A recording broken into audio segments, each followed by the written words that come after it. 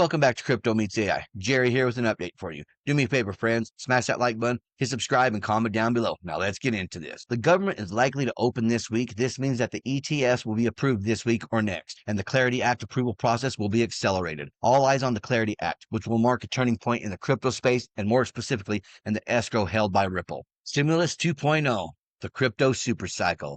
The last time the U.S. sent checks to the people, Bitcoin ran from 6K to 64K, XRP 10x'd, and Doge turned waiters into millionaires. Now Trump's $2,000 tariff dividend payments are set to hit the same system, but this time the rails are ready. Spot ETFs, ISO 222 networks, institutional custody. It's not free money this round. It's targeting liquidity entering a tokenized financial system. Every check is a spark, every ETF is a funnel, every XRP corridor is a drain on supply.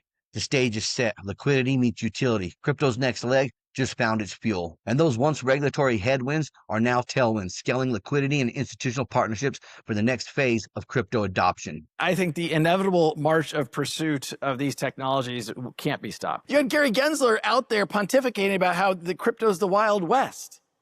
You're like, that is the furthest thing from the truth. Like, the people I knew were trying to give us clear rules, help us understand those rules, and don't just sue us without actually providing that guidance. And so, it took a while, but we're finally in a happier place. The idea that there's one internet doesn't really make sense. I think Ripple's always tried to champion, if crypto does well, that's going to probably be really good for Ripple. And so we've invested almost $3 billion in other crypto initiatives. Now, some of those are XRP specific.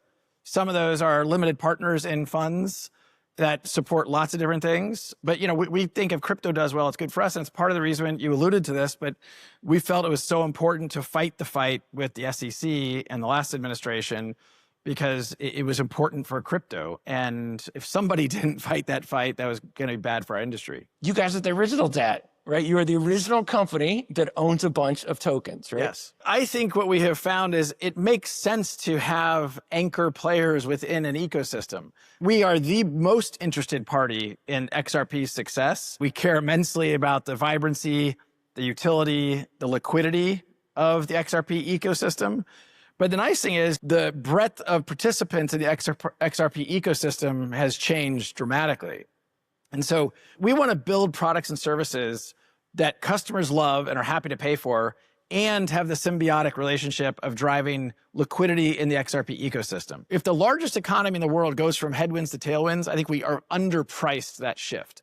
And I think that'll play out over the 6, 12, 18 months. Within 6 to 12 months, retail will be priced out of this market. And if you're not on the train by now, you probably won't get on the train in time. Really, it's becoming more clear every day that the U.S. is just creating a path for these ETFs to be rolled out as easily and seamless as possible. The U.S. Treasury just cleared a new path for crypto ETFs, and it could be huge for XRP. Treasury Secretary Scott Bessent just announced the new rules letting crypto ETFs stake assets and share those rewards directly with investors. Basically, this means crypto ETFs can finally make money for holders, not just track prices. Think of it like earning interest on your crypto, but through an official government-approved ETF. Even though XRP doesn't use staking, this new rule gives regulatory clarity for all crypto ETFs, including XRP spot ETFs that are currently waiting for the SEC approval. It shows that the U.S. government is finally giving clear supported rules for how crypto investments and products can operate. Ripple's timing couldn't be better. The company is building Ripple Custody, Ripple Prime, and RLUSD, setting up the infrastructure for banks and funds to hold and move assets like XRP at scale. If Ethereum ETFs can now earn yield, it's only a matter of time before XRP ETFs get their own green light, and that could bring massive institutional inflows into the XRP ecosystem. Treasury Secretary Scott Bessent. Today, the U.S. Treasury and the IRS issued a new guidance giving crypto exchange traded products, ETPs, a clear path to stake digital assets and share their staking rewards with their retail investors. This move increases investor benefits, boosts innovation, and keeps America the global leader in digital asset and blockchain technology. In an interview with Paul Barron, CEO Steve McClure at Canary Capital goes over an XRP ETF. When you look at the flow that we've seen with Solana, the BSOL, Bitwise did a great job getting that one out on the ground, and absolutely crazy numbers. One of the best performing ETFs that we've seen so far, especially in digital assets. How do you think these XRP ETFs will perform against that? Yeah, I actually think that XRP will probably double what Solana did in its first week and even today, as far as volume and as far as total AUM. If you just even look at the market caps of the two tokens. XRP is about 50% higher than Solana. Yeah. But the difference is, and we experienced this with HBAR last week or 2 weeks ago now. The HBAR ETF experienced $70 million in inflows just in the first 3 days. And it's because it's really well known among institutional circles and enterprise investors. Yeah. So even though it's not a big retail product, it doesn't have a ton of volume, it's got the right kind of interest. And that's how XRP is.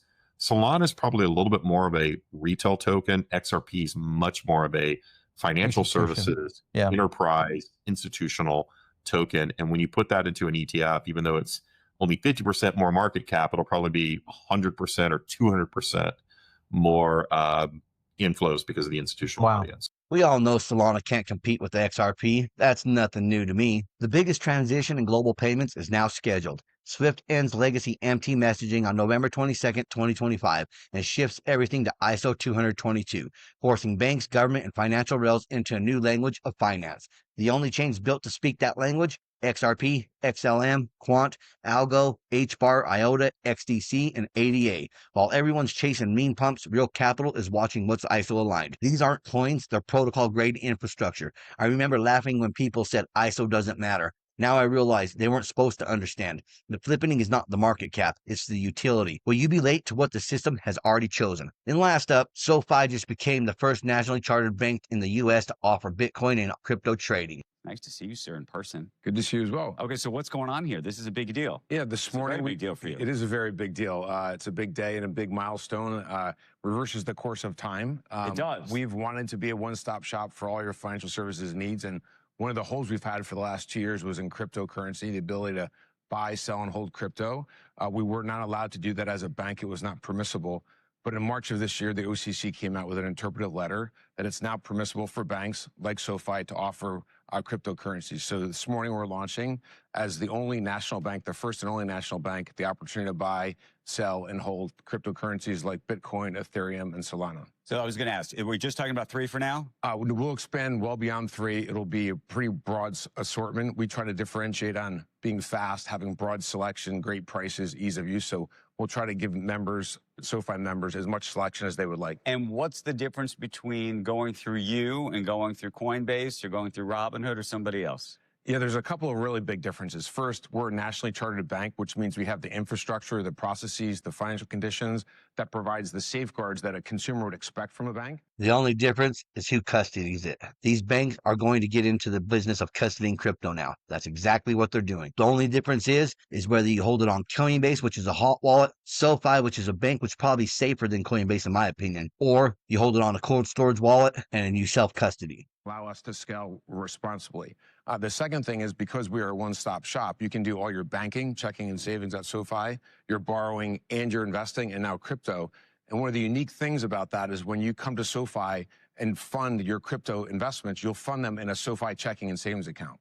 That checking and savings account's deposits earn interest. Say that again. You're going to fund it with crypto? You're going to fund your checking account. You're going to fund your checking account with cash. Okay. And then when you buy Bitcoin or Solana or Ethereum, the money will come straight out of your checking and savings account. So when you're not putting cash to work, it's not sitting in an account that earns no interest, and it's not sitting in an account that's not insured.